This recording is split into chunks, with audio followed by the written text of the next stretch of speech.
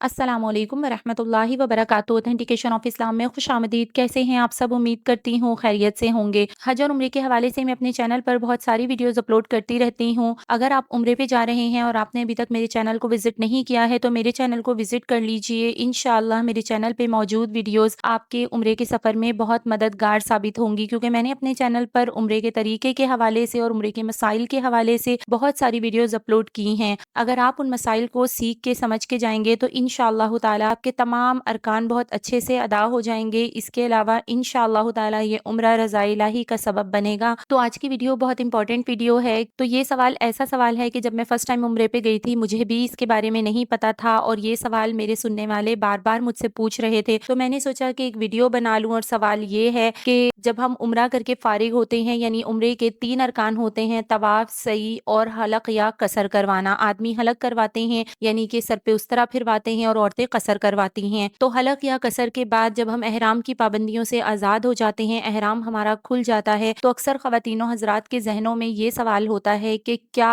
उम्रे का एहराम खुलने के बाद गुस्ल करना वाजिब होता है या गुस्ल करना लाजमी और ज़रूरी होता है। और मर्द हज़रात जिन एहराम की चादरों में उम्रा करते हैं, अगला उम्रा करने के लिए उन एहराम की चादरों को धोना ज़रूरी होता है। इसी तरह ख़वातीन जिस बुरके या जिन कपड़ों को पहनकर उम्रा करती हैं, तो गुस्ल करने के बाद क्या वो कपड़े चेंज करने होते हैं, ये बुरका चेंज करना होता है हमें दूसरा उम्रा करने के लिए। तो इंशाअल्लाह ताला आज की वीडियो में मैं आपको बताऊंगी कि उलमाए इकराम और मुफ्तियान इकराम इस बारे में क्या फरमाते हैं। तो चलिए अपनी वीडियो स्टार्ट करते हैं, लेकिन उससे पहले अगर आप मेरे चैनल पर न्यू हैं तो मेरे चैनल को सब्सक्राइब कर दीजिए और मेरी वीडियोस को लाइक एंड शेयर कर दीजिए, और बेल आइकन को प्रेस करना मत भूलिएगा ताकि मेरी हर आने वाली न्यू वीडियो आपको मिल सके। नहमदुहु व नुसल्ली अला रसूलिहिल करीम, फ़अऊज़ु बिल्लाहि मिनश शैतानिर रजीम, बिस्मिल्लाहिर रहमानिर रहीम। तो सवाल ये है कि उम्रा करने के बाद मर्द और औरतों के लिए गुस्ल करना ज़रूरी होता है या नहीं।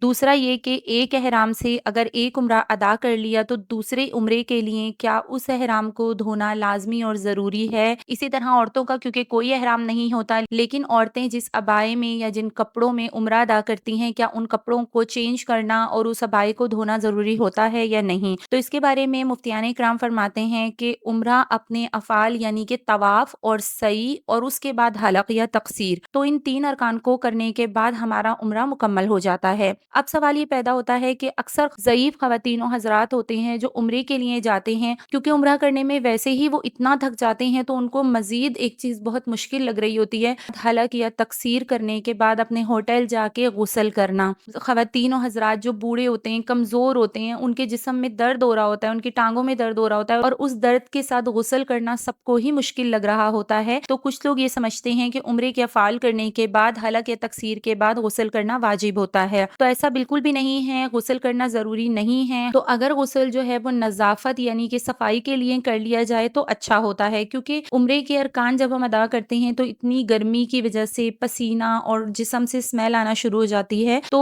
सफाई के लिए या नज़ाफ़त हासिल करने के लिए या ठंडक हासिल करने के लिए अगर गुस्ल कर सकते हैं तो कर लें, लेकिन वो भी अगर कोई फ़ौरन नहीं गुस्ल कर सकता तो थोड़ी देर बाद गुस्ल कर ले, चंद घंटों बाद गुस्ल कर ले, लेकिन गुस्ल अगर कर लें तो अच्छा है, लेकिन ज़रूरी नहीं है। अब वो ख़वातीनो हज़रात जो बूढ़े हैं, कमज़ोर हैं, ज़ईफ़ हैं और उनको फ़ौरन गुस्ल करना बहुत मुश्किल लगता है या बाद में भी गुस्ल करना मुश्किल लग रहा है, और वो ये समझते हैं कि उम्रा करने के बाद गुस्ल करना लाज़मी है, तो ऐसा नहीं है, उम्रा करने के बाद गुस्ल करना लाज़मी नहीं है। दूसरा सवाल ये था कि उम्रे के बाद एहराम को धोए बगैर दूसरे उम्रे के लिए इस्तेमाल कर सकते हैं या नहीं। तो इसका जवाब ये है कि अगर आपने एक एहराम से एक उम्रा कर लिया, अब आदमियों ने अपना हलक करवा लिया और एहराम उतार दिया, अब लोग ये समझते हैं कि इसको धोए बगैर हम उम्रा नहीं कर सकते। तो इसका जवाब ये है कि उसको धोए बगैर अगर वो पाक है, साफ है और उसके अंदर से स्मेल नहीं आ रही, तो आप उसमें दूसरा उम्रा कर सकते हैं, लेकिन धो लेना मुस्तहिब है। तो फुक़हा इस बारे में फरमाते हैं, तोहफ़तुल फ़ुक़हा में लिखा है